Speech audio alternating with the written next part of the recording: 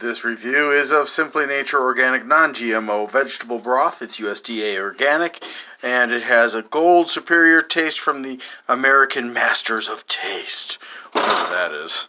Fat-free. Nutrition facts and ingredients.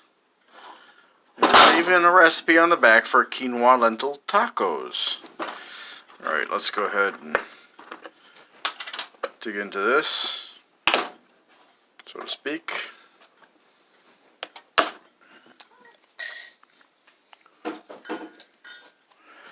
My cat loves playing with that thing.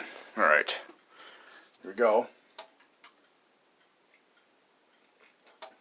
Yeah, it does taste like vegetable broth. Nice vegetable broth flavor. Nice for making a soup.